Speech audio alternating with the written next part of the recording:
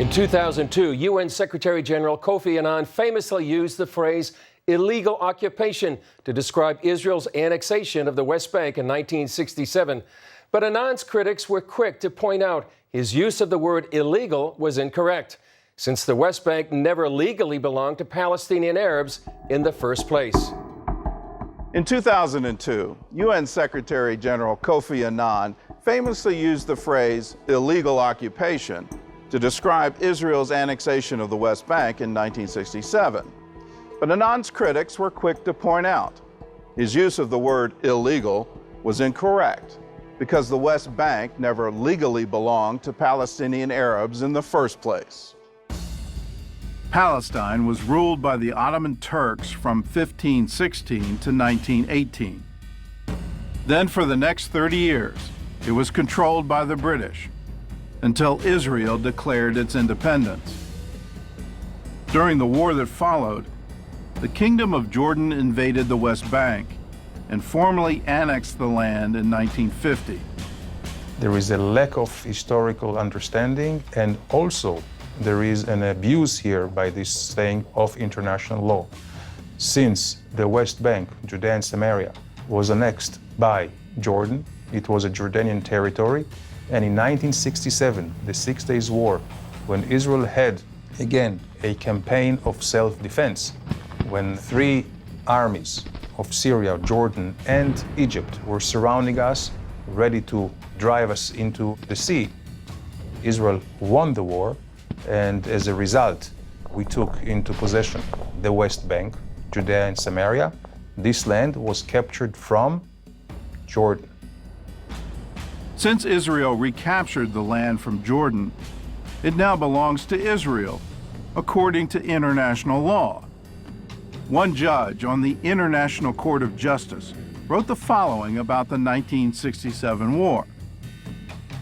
A state acting in lawful exercise of its right of self-defense may seize and occupy foreign territory, as long as such seizure and occupation are necessary to its self-defense.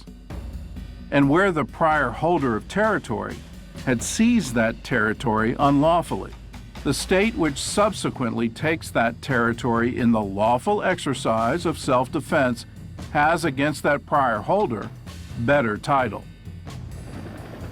We bought our land in the blood of our soldiers. We didn't start with a war. The Arabs started with a war. All over the world, the idea when someone started with a war and he failed, he paid the price. He paid the price. So why we have to pay the price now?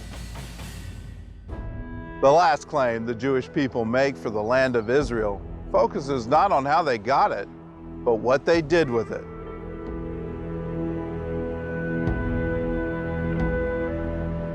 Today, Israel's population is well over 8 million. But in 1850, only 350,000 people lived in Israel and the West Bank. In 1857, the British consul in Palestine reported that the area was empty of inhabitants, and that its greatest need is a body of population. A decade later, British scientist H.B. Tristram wrote that whole villages there are rapidly disappearing from the face of the earth. And American writer Mark Twain wrote this about the Jezreel Valley. There is not a solitary village for 30 miles in either direction. There are 2 or 3 small clusters of Bedouin tents, but not a single permanent habitation. Today, many Palestinian Arabs claim that the Jews stole Arab land, evicted the owners, and left thousands of Arab farmers homeless. But is that the real story? Let's take a look. As early as the 1850s, Jewish people started buying land in Palestine, but their choices were limited by Arab sellers. The Arabs settled mainly in mountainous areas, and they did not offer those lands for sale. The Arabs wanted to sell land in places where they did not live, in places which they had left in the past. Records show that most of the land purchased by the Jews belonged to a small group of wealthy Muslim families. most of whom didn't even live in Palestine. The Arabs were from many walks of life. Effendis who lived in Beirut and in Damascus, as well as locals. Also people who lived in the rural villages. All of them were willing to sell their land. There was always more land available than the demand for them. From the beginning, the Jewish policy was clear. No Arabs were to be removed from their land against their will. In 1920, Zionist labor leader David Ben-Gurion announced that under no circumstances must we touch land belonging to Fellahin or work by them. Only if a fellah leaves his place of settlement should we offer to buy his land at an appropriate price. The Jewish National Fund bought the lands legally in order to fully secure the ownership of these lands. The Arabs were not evicted from the lands.